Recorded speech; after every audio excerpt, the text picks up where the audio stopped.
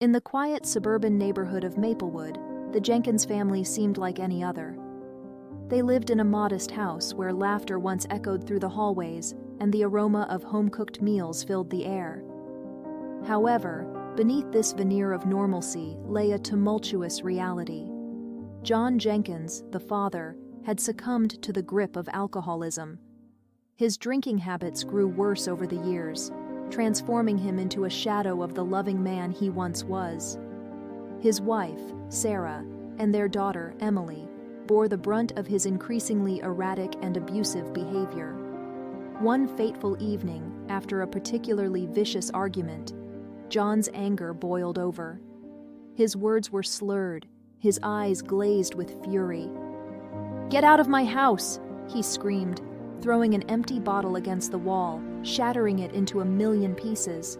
Sarah, her eyes welling with tears, grabbed Emily's hand and hurried out the door, leaving behind their home and the man John used to be. Sarah and Emily found refuge in a small, run-down motel on the outskirts of town. With only a few belongings hastily packed into a suitcase, they faced an uncertain future. Sarah took on multiple jobs to make ends meet, determined to provide a stable life for Emily. Despite the hardships, their bond grew stronger. Emily admired her mother's resilience and learned the importance of hard work and perseverance. Years passed, and Emily blossomed into a bright and ambitious young woman. She excelled in school and eventually earned a scholarship to a prestigious university. Sarah's sacrifices had paid off, and Emily was determined to make the most of the opportunities before her. They moved to a small apartment near the university, and life, though still challenging, had a sense of normalcy and hope. Meanwhile, John's life took a starkly different path.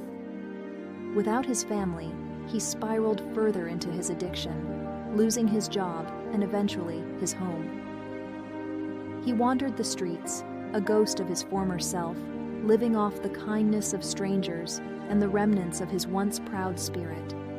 The man who had once been a loving husband and father was now unrecognizable, both to himself and to those who had once known him. One cold winter day, as Emily walked through the bustling city streets, she noticed a familiar figure huddled on a park bench.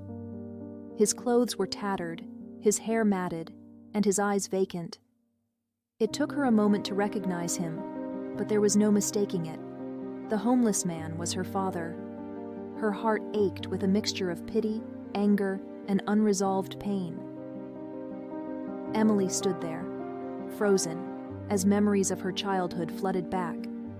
She remembered the good times, his warm hugs, his laughter, the way he used to read her bedtime stories. But those memories were overshadowed by the night he had driven them out of their home, by the years of struggle and hardship that followed. She took a deep breath and approached him. "Dad?" she whispered, her voice trembling. John looked up, his eyes slowly focusing on her face. Recognition flickered in his eyes, and for a moment there was a glimmer of the man he once was. "Emily?" he croaked, his voice weak and raspy. Emily felt a surge of emotions: anger at the man who had caused so much pain, compassion for the broken soul before her, and a deep sadness for the life they had lost. She reached into her purse and pulled out a small crumpled bill, handing it to him. "Take care of yourself," she said softly, tears welling up in her eyes. John took the money with a trembling hand, his eyes filled with a mixture of shame and gratitude. "I'm sorry," he whispered, his voice barely audible. Emily nodded, unable to speak. She turned and walked away, her heart heavy with the weight of their fractured past. As she walked back to her apartment, Emily couldn't shake the image of her father from her mind. She knew she couldn't change the past, but she could choose how it shaped her future. She decided that she would use her experiences to help others, to be a beacon of hope for those facing similar struggles. Years later, Emily became a successful social worker, dedicating her life to helping families in crisis.